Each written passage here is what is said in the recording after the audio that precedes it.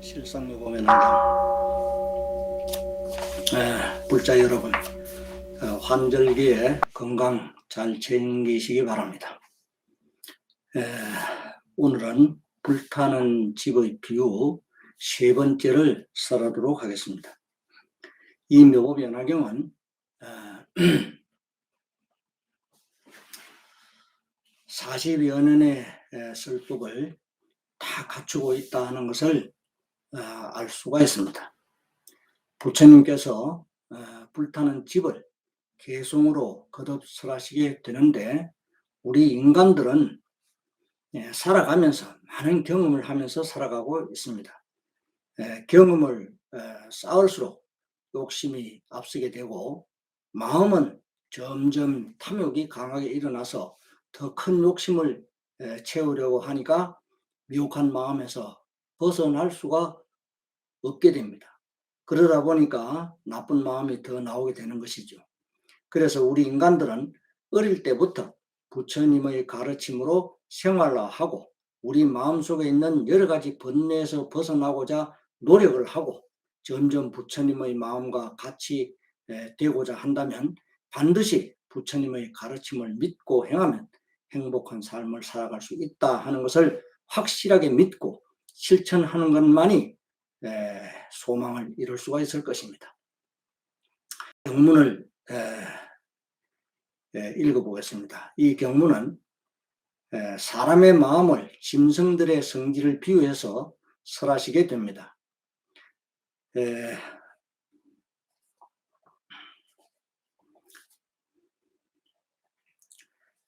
경문에 보면 솔개, 올빼미, 부엉이, 독수리, 까마까치, 비둘기와 이런 종류 등 날아다니는 새들로서 교만한 마음을 비유한 것입니다. 새 중에서도 사나운 새도 있고 사납지 않은 새도 있는데, 이 네 종류의 새를 들어서 교만한 마음에 비유한 것입니다. 새는 분류를 해서 네 가지만은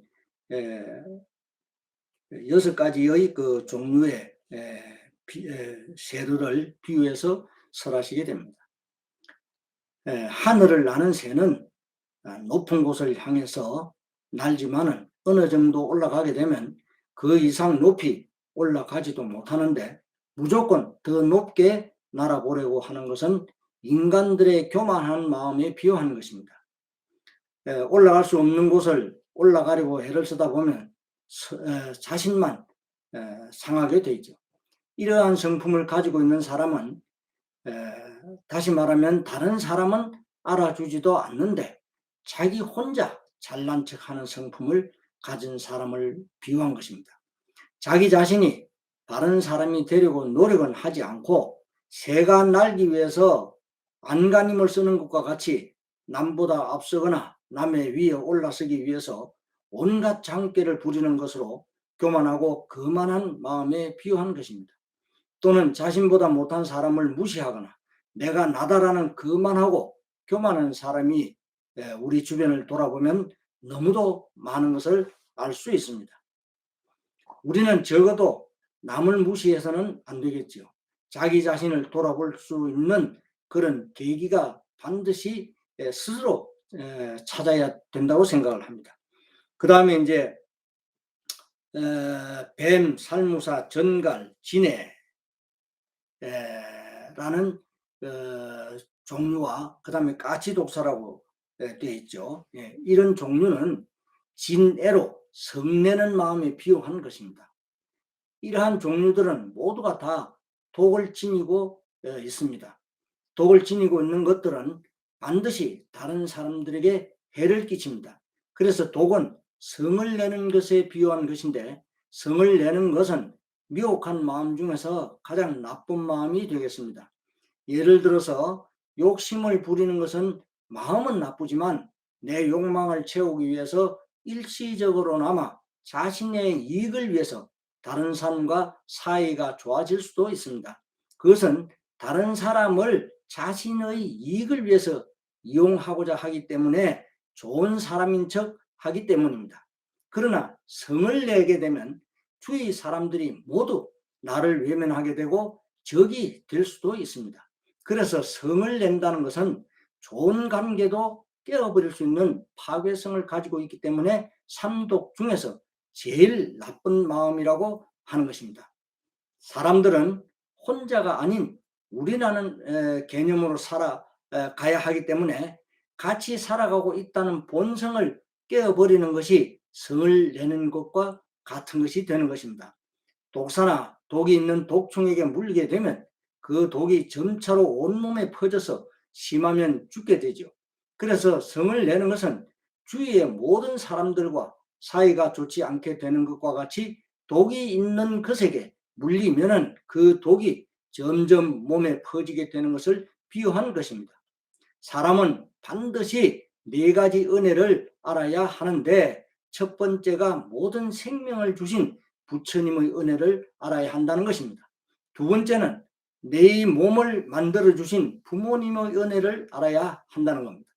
세 번째는 내가 태어난 국가와 은혜를 알아야 하는데 특히 사계절이 뚜렷한 대한민국에 태어난 것은 큰 복이라 할 수 있을 것입니다.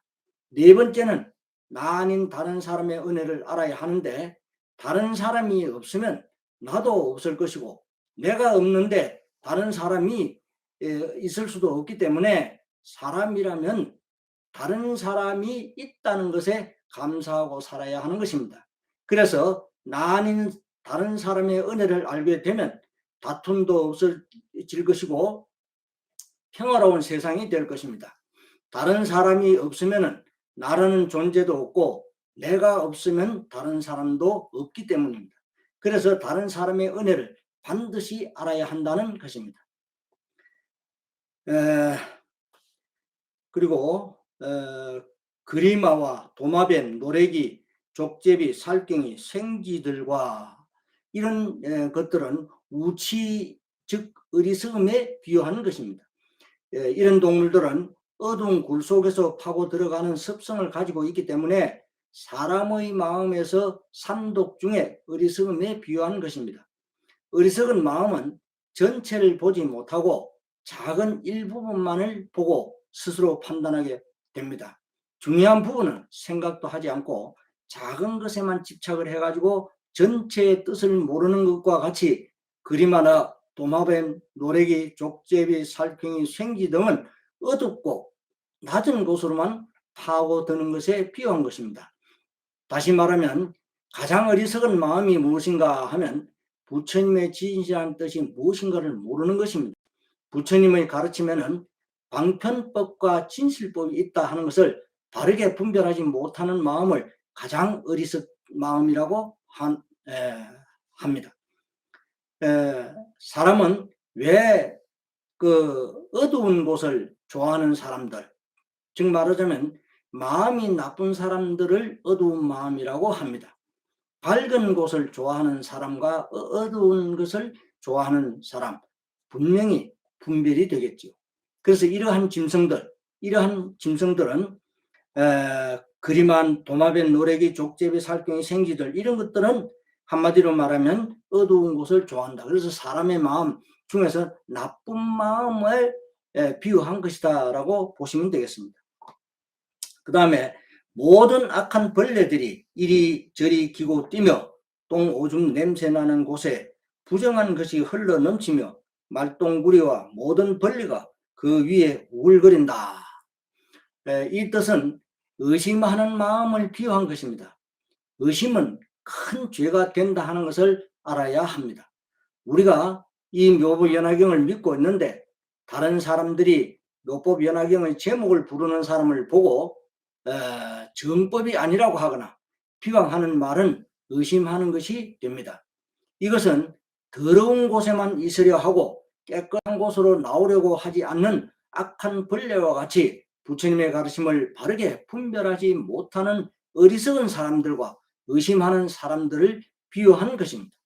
이 묘법연화경은 부처님이 설하신 가르침 중에서 최고의 법이라는 것을 많은 스님들이나 불자들이 알고 있지만은 몇 년 전만 해도 사이비 종교라고 비웃고 법화경을 하는 절에 가면 귀신을 집으로 불러들이는 것이 된다고 불자들에게 공공연하게 말하는 사람도 실로 많았습니다.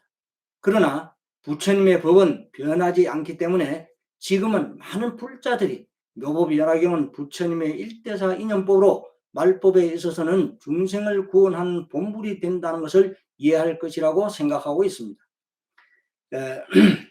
그것이 이제 많이 달라졌다는 것이죠.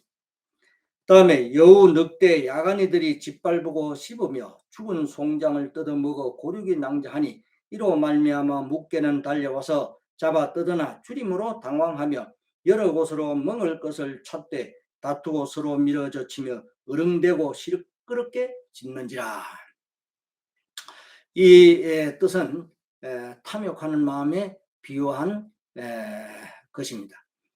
사람들이 사는 세상을 그대로 비유로 설하신 것인데, 내가 살기 위해서 권력을 가지려고 하고 권력을 쥐게 되면 악한 사람한테는 군림하려고 하고 또는 돈을 벌기 위해서는 온갖 악행을 서슴지 않는 인간들의 모습을 동물에 비유한 것이다 라는 것입니다.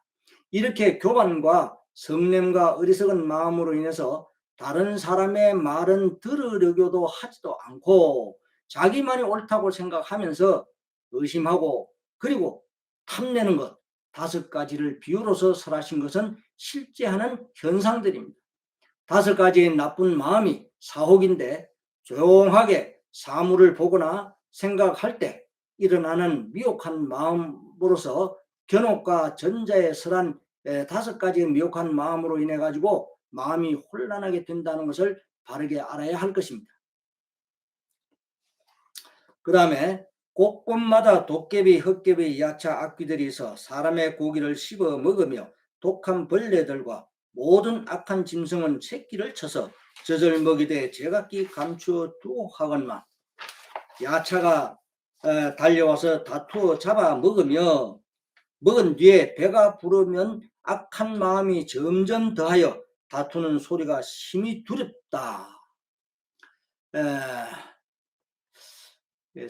사견의 미혹한 마음을 오견인 5가지에 비유한 것인데요.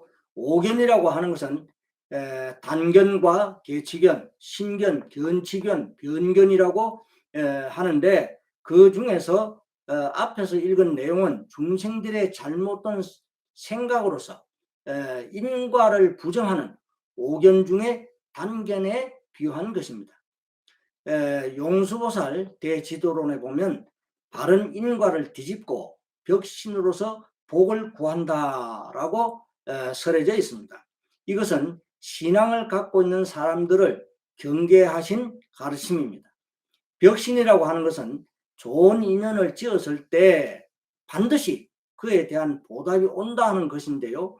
좋은 일을 했으면 이것을 기다릴 줄 알아야 되는데 기다리지 못하고 금방 좋은 일을 했으니까 그 대가로 빨리 복이 오기를 바라는 그러한 마음을 벽신이라고 하는데, 이것은 실로 잘못된 생각입니다. 다시 말해서 복을 구하고자 하는 것은 기복신앙입니다. 기복의 마음으로 믿음을 가지고 복을 구하는 사람을 두고 벽사라고 하는 것입니다. 복을 구하지 않아도 부처님의 가르침을 바르게 믿고 행하면 인과에 의해서 복은 저절로 생겨나는 것입니다.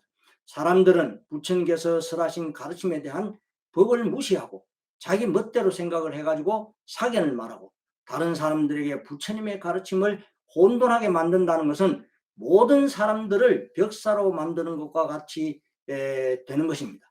자기 혼자 바르지 못한 것을 믿고 행하면 되는데 자기 자신도 바르게 알지 못하는 것을 다른 사람에게는 그럴듯하게 말을 하기도 하지만 또 부처님의 가르침을 부정하면서 부정하는 것인지조차도 모르면서 모든 것을 잘 아는 것처럼 말하는데, 부처님의 가르침을 잘못 이해한 것을 가르치고 전달하게 되면 다른 사람도 불끄덩이로 끌고 들어가는 것이 되기 때문에 부처님의 바른 법을 바르게 믿고 바르게 생각해서 바르게 행하고 항상 바른 법을 염하는 것이 중요합니다.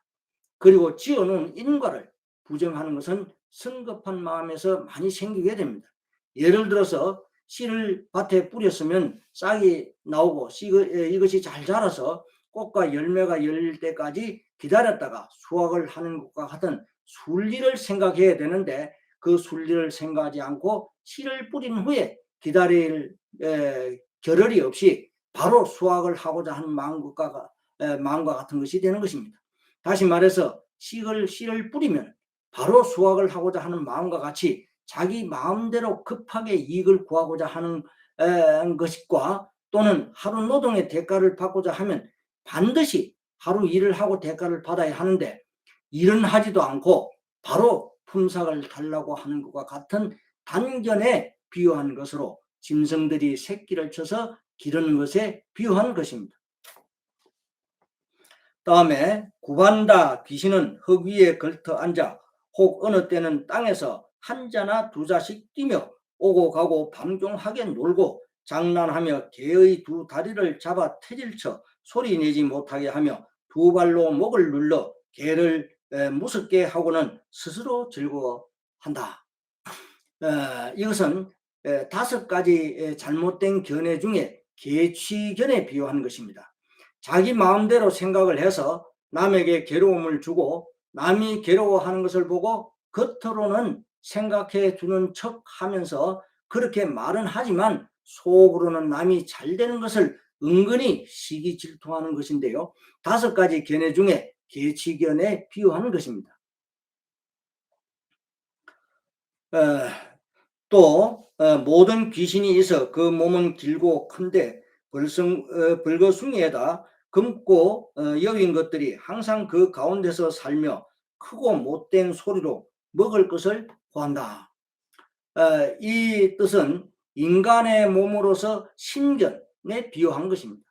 복잡한 사회 구조 속에서 살아가고 있는 사람들이 일상생활을 하는데 모든 것을 자기중심적으로 생각하고 행동하는 것을 비유한 것입니다.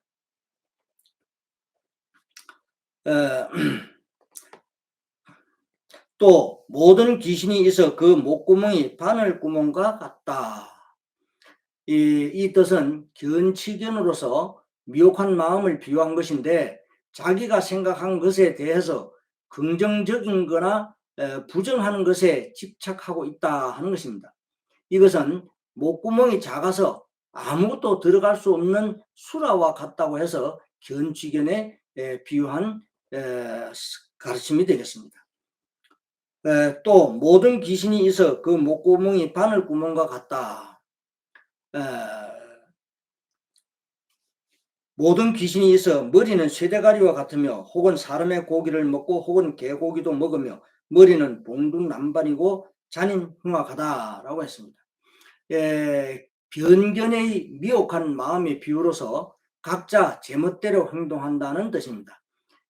모든 사물을 한쪽 면만 보지 말고 여러 방면으로 보고 해석해야 하는데, 한쪽 면만 보고 단정해 버리는 편협된 사고를 가지고 있다는 뜻입니다.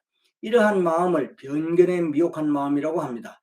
예를 들어서 내가 잘못 생각한 것이 있으면 인정을 하고 잘못에 대해서 반성하고 고쳐 나가야겠다고 마음 먹고 이것을 실천하는 데 노력해야 하지만, 자존심이라는 것이 마음자리 하고 있으면은 자신의 이익을 위해서 남의 눈치만 살피면서 다른 사람은 모를 것이다 라고 생각을 하고, 설사 상대가 안다고 하더라도 그것을 변명하기에 급급한 마음을 가지고 산다는 것은 결코 바람직하지 못하기 때문에, 중생들에게 이러한 나쁜 마음인 변견이라는 미혹한 마음을 짐승들의 흉악하고 배가 고파서 남을 엿보는 것에 비유한 것입니다.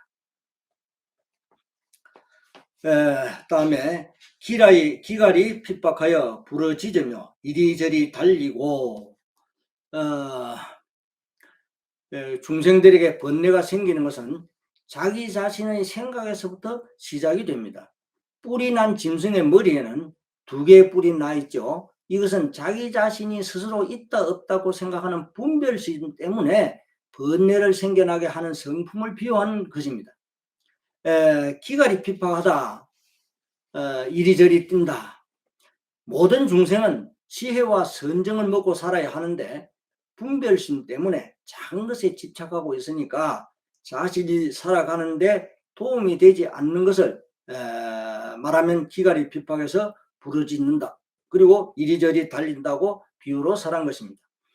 중생들은 부처님의 지혜의 가르침으로서 많이 번뇌가 사라지게 되기 때문에 완전한 자유를 누릴 수가 있게 되는 겁니다. 부처님의 가르침만이 완전한 자유를 누릴 수 있는 가르침이 된다는 것입니다. 부처님의 가르침이 아니고서는 우리가 번뇌를 사라지게 할 수가 없다는 것이죠. 그 다음에 경문의 야차, 악귀와 모든 악한 새와 짐승들이 배고프고 굶주려서 사방으로 흩어져서 틈새로 엿봅니다. 이 우주에서의 그 욕계에 사는 모든 중생들의 번뇌하는 모습을 나타낸 것입니다.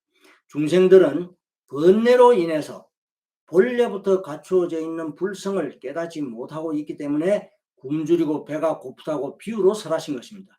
또 중생들은 번뇌로 인해서 잘못된 공이라는 맛에만 집착하고 있어서 불도라는 맛을 모르기 때문에 그 맛을 보면 어떨까 하고 기웃거린다는 뜻으로 틈새를 엿본다라고 비유로 설하신 것입니다. 다음 경문에 이 같은 모든 환난이 한량없어 두렵고 겁이 남이라. 욕계에 사는 중생들이 번뇌에서 벗어나지 못하고 있는 것은 두려운 일이다라는 말씀입니다. 그 다음에 이 썩고 낡아 빠진 집이라는 것은 욕계, 색계, 무색계인 즉 삼계가 편안하지 못한 것을 비유하는 것입니다. 중생들이 살아가고 있는 것은 전세에 지은 일과 누구로 인해서 만들어진 것이며 또는 우리 주위 환경으로 인해서 갖가지 번뇌가 생겨나기 때문에 편안하지 못하고 항상 불안이 연속적이라는 뜻으로 썩고 낡아 빠진 집에 비유하는 것이 되겠습니다. 욕계는 먹는 것에 대한 탐욕하는 마음과 또는 성적 욕망에 대한 것으로 인해서 갖가지 업을 만들어내는 사악취라는 세계가 있는데요. 이 사악취라고 하는 네 가지 악취는 지옥, 악귀, 축생, 수라입니다. 즉 말하자면 지옥계가 있고 악귀계가 있고 축생계가 있고 수라계라는 것이 있는데 바로 이것을 사악취라고 합니다. 그리고 이 세상은 사주 네 군데 동서남북이 있습니다. 즉 말하자면 첫째 동쪽은 동성신주라고 하고 서쪽은 서우화주라고 합니다. 그다음에 세 번째 남쪽은 남성부주라고 하죠. 그 다음에 남성부주라 그러면 이제 이 지구를 말하는 것이죠. 남성부주다. 우리가 스님들이 축원을 하실 때 항상 남성부주 해동 대한민국이라고 하죠. 그래서 그것이 바로 남성부주 우리 지구를 말하는 것입니다. 그 다음에 네 번째 북쪽은 북구로주라고 해서 북쪽을 가리키는 그것이 되겠습니다. 반면에 하늘에 네 곳이 있는데요. 이것은 사왕천이라고 합니다. 이것은 이제 욕계라고 하죠. 그 다음에 첫 번째 이제 이 뭐냐면 야마천이 있고요. 두 번째 도리천이 있고 세 번째 도솔천이 있고 네 번째 화락천이 있고 다섯 번째는 타와자재천이 있습니다. 이것을 사왕천이라고 합니다. 세계라는 것은 물질 만능의 세계로서 물질적인 욕구에서 벗어나고자 노력하지만은 벗어나지 못하고 있는 경계를 색계라고 합니다.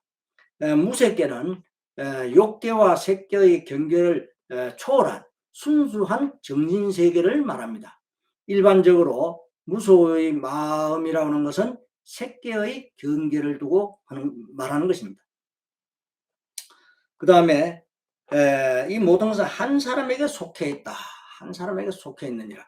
한 사람이라고 하는 것은 부처님으로서 오직 부처님만이 중생을 구원할 수 있기 때문에 다른 말로 이야기하면 중생이 있기 때문에 부처가 있으니까 궁극에는 내 자신이 중요한 사람이 되고 그중 한 사람으로 부처가 될 수 있다는 뜻이 되겠습니다. 그래서 이 사바 세계에서 중생들이 고통에 빠져 있는 것을 구원할 수 있는 분은 오직 부처님 한 분뿐이라는 것입니다. 그것은 한 분뿐인 부처님은 중생을 위해서 이 중생을 구원하고자 서원을 세웠기 때문입니다.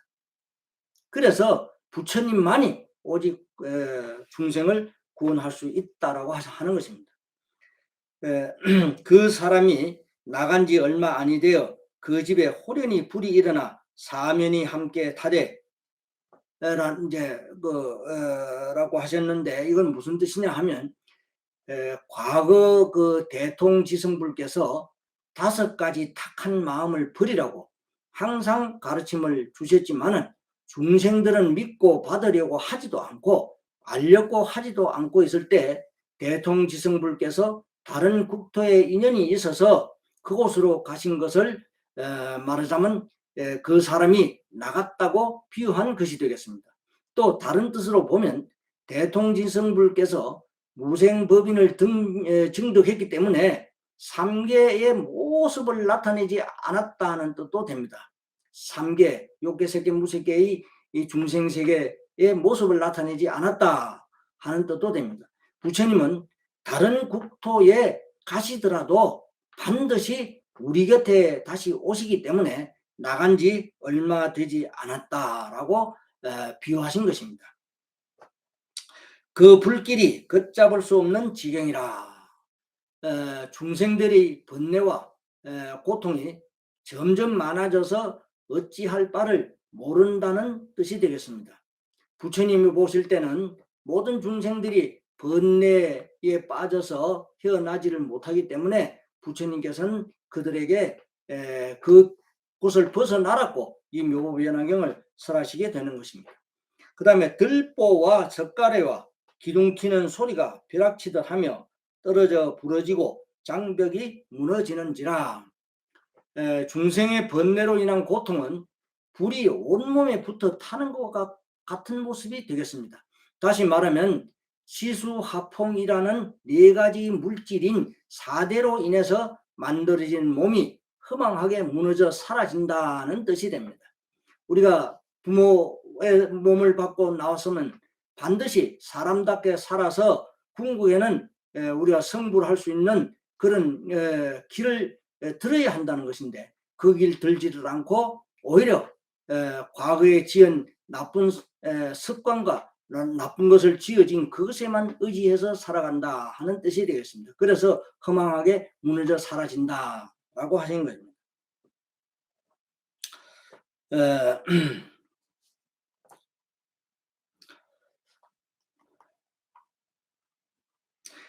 다음에는 모든 귀신들이 큰 소리를 내고 부르짖는다.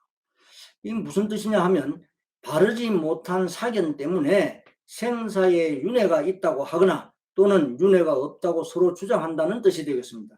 윤회가 있다고 하는 사람들은 있다고 하는 그 자체에만 집착하고 있으면서 윤회하는 것에서 벗어나고자 하지 않는다는 뜻이 됩니다. 없다고 하는 사람은 윤회 자체를 또한 부정한다는 뜻이 되겠죠. 이런 자들이 바닷가 모래알처럼 많다는 뜻으로 이 시대가 증명하고 있는 것입니다. 윤회 자체를 부정한다는 것은 자기 자신을 부정하는 것과 같은 것이며 지수화풍 4대 물질로 인해서 태어났다는 그 자체도 부정하는 것이고 이 세상에 있다는 그 자체도 부정한다는 것이 되겠습니다. 그 다음에 이제 독수리 같은 모든 새와 구반다 귀신들은 두루두루 겁을 내어 능히 나오지 못한다. 독수리와 같은 교만한 마음이나 구반다 귀신 같은 그 마음의 번뇌로 인해서 일불성의 설법을 듣고서도 작은 법에 만족하다 보니까 그 작은 것에서, 작은 법에서 벗어나고자 하는 마음이 없다 하는 뜻입니다.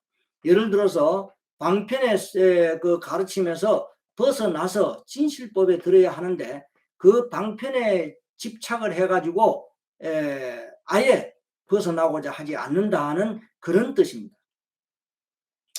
악한 짐승과 독한 벌레는 구멍을 찾아 숨으며 비사 귀신도 또한 그 속에서 살다.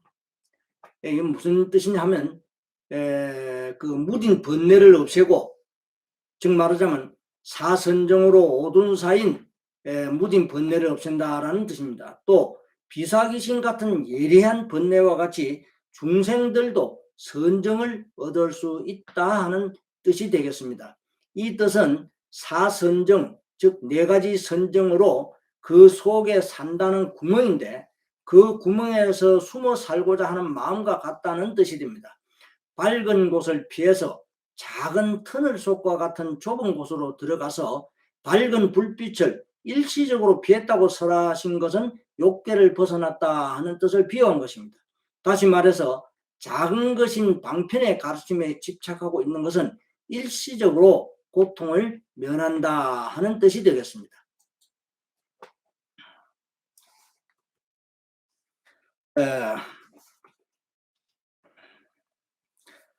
오늘은 여기까지만 하겠습니다. 실상요법의 낙이야.